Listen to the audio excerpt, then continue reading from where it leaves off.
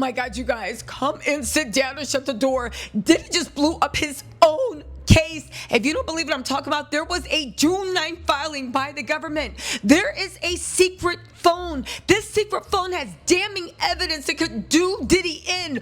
On top of this might be why court is ending early, and it started late today. You guys, again, baby, the fates are not on Diddy's side. If you guys don't know what I'm talking about, there was a secret phone found. Diddy found the phone, and Diddy was the one through his own messages that said what the phone did, how bad it was. It indicts KK, and now they're trying to say it's privileged information. Y'all, let's get into this because you can't make it up. Okay, so where do we start? Okay, let's just give this a quick rundown for anybody that is doubting, okay? This is the hidden phone, and this is breaking news that changes everything. And it was exposed inside a June 9th filing. It was just filed 2 days ago. This, I believe, is why the court has been ending early and coming in early. Let's get into this, all right? Maybe Diddy didn't delete it. He found it. And he texted KK about it. And now the government has it. And the June 9th filing drops a bombshell, a secret device, a voice note, and a panic emoji to KK. And the prosecutors are saying this proves obstruction. Listen, Tenny Garagos has been in court for the last 3 days reading us emojis. Well, baby, we got some emojis. The prosecution got some emojis for your ASS. And this is from your own client, okay? Now, here's the background on device 2. That's what they're talking about. It's message discovery. To be exact, June 23rd, June 2023, a text and voice note quotes. Now, they're saying it's privileged and that the government shouldn't be able to use it. However, this is an obstruction of justice, okay? Charge that the feds are trying to levy against Diddy, and this could shift the entire defense strategy. This wasn't legal prep. This was panic prep. And if the court agrees, this won't just be not protected. This will be Exhibit A. Y'all, let's get into this, okay? Now, again, let's start from the beginning because you know I like to be dramatic. Sean Diddy Combs may have just sealed his own legal fate, and not in the court, but the text. This June 9th filing is a game changer. This is coming directly from the Department of Justice, and it reveals a hidden phone. Not just any phone, one that Diddy suddenly found months after a federal investigation that he knew was going on. And he was in jail. This is right before he got arrested. And the messages he sent about it, they were panicked, they were incriminating, and possibly this is the clearest sign of obstruction. Diddy is going to jail forever. Listen, okay, this is a June 9th filing. This just got filed, okay? Again, I think this is why they've been ending early and coming in late. I know what you're saying. Tisa, shut up and get to the point. Okay, I'll do this, right?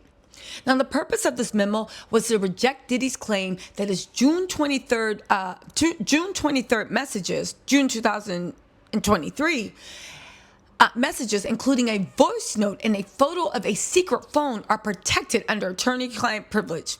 The document centers on what prosecutors are calling June 23 messages. This came from device 2 and an iPhone 11 seized when Diddy was arrested in Miami in September 2024.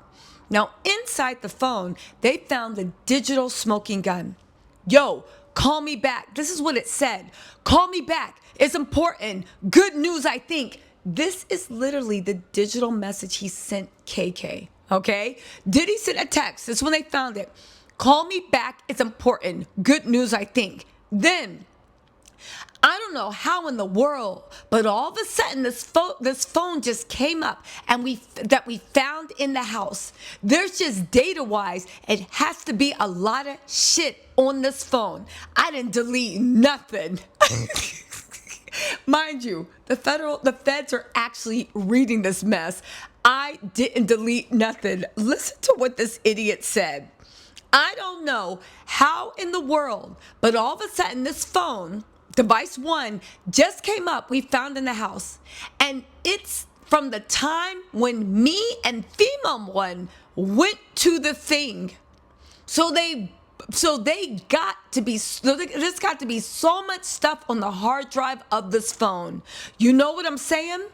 And I'm going to send you a picture of it so you can see and understand, like, this could be a big breakthrough, because just like we didn't have the phone and this phone is just sitting there, and there's just data-wise has to be a lot of shit on this phone. I didn't delete nothing out of the phone. I'm going to send you a picture of it, y'all.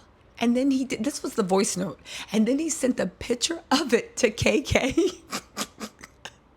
Diddy is an idiot. We be thinking he is a Marvel superhero, villain, a super villain. He is an idiot. But get this, he then went on to say, yo, I need to speak to my lawyer. Send me Tenny's number. Yes, he then put prayer hand emojis behind it. He made prayer hands emojis into a federal filing. Y'all, now let's break this down, why this is legally devastating for Diddy.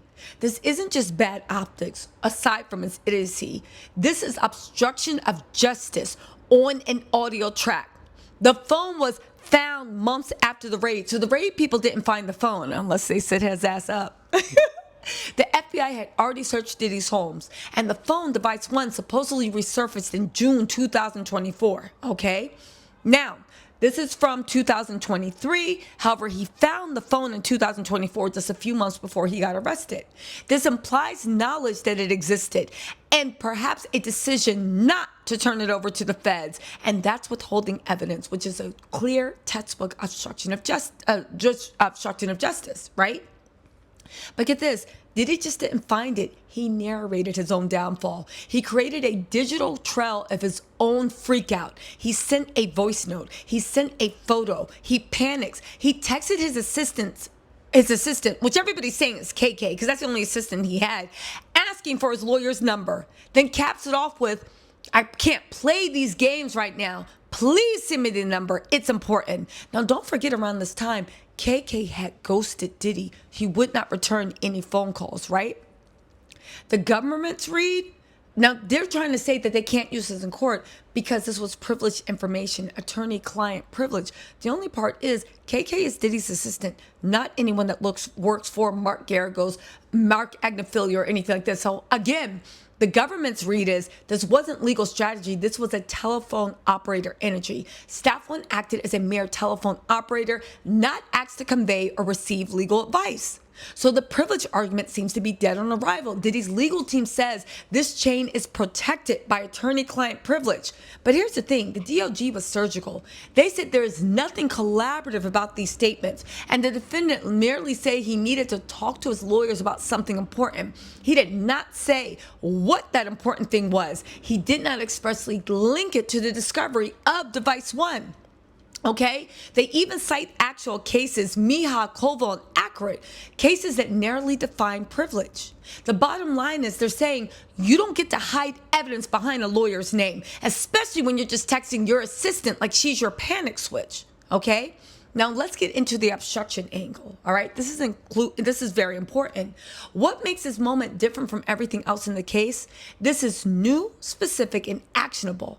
It's not a story someone told. It's not a memory. It's Diddy's own voice acknowledging the existence of the device he didn't turn over during a criminal investigation. Okay, I'm looking at my notes and then scrambling to contain it. Okay, this is actual language of obstruction. You knew there was material evidence. You failed to produce it during a search. You tried to handle it outside of official channels, and you wanted to lawyer up, but only after creating a digital trail. You guys, this is bad for Diddy.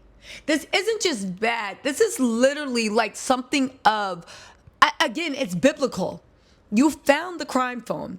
You narrated it. You photographed it. You texted KK about it. And then you sent prayer emojis. Baby, you can't manufacture attorney-client privilege just because somebody is playing a game of operator, okay? And you can't get it by dragging your assistant, who is trying to beat these co-conspirator charges. She was named as an unofficial co-conspirator, let's not forget. Yes, an unofficial co-conspirator, right? So you can't unsend a voice note either, and you can't claim ignorance after you literally said, and I quote, "There's got to be so much ish in that phone. Me and female one went to that thing.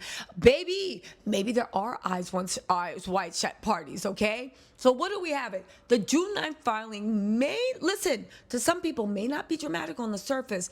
It's legal language, case law citations, and filtered messages.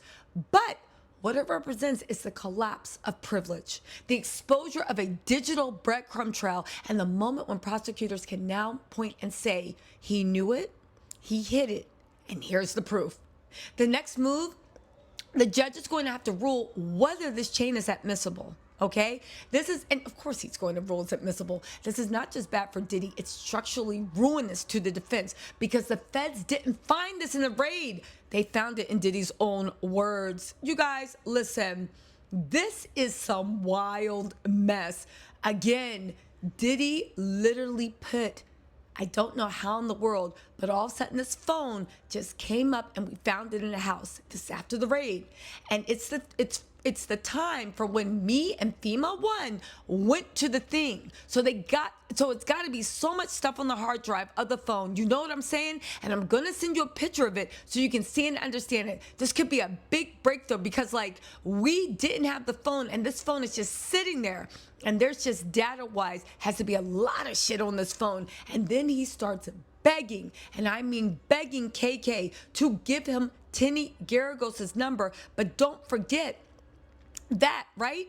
Don't forget that around this time, KK was ghosting Diddy, and people were saying that KK was flipping. She eventually broke down and gave him Tinny Garagos' number, but like the government said, you never said you needed this for that. You never said this was privileged information. You literally found something. It was begging them to give you your lawyer's number so you could figure out what to do with it. You guys, this could actually be the smoking gun in the Diddy trial. And this explains why court has ended early, why there's been sidebars, I believe. And also, I think this explains very quickly why court started so late. Again, this was just filed on the 9th.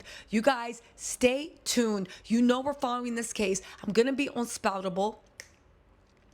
Friday, we can do questions and answers. Maybe we'll read legal documents. I'm going to go live tomorrow after court and go over all these legal documents. And I'm going to do a follow-up because there's a lot more going on. You guys, let me know what you think in the comments. I will talk to y'all later.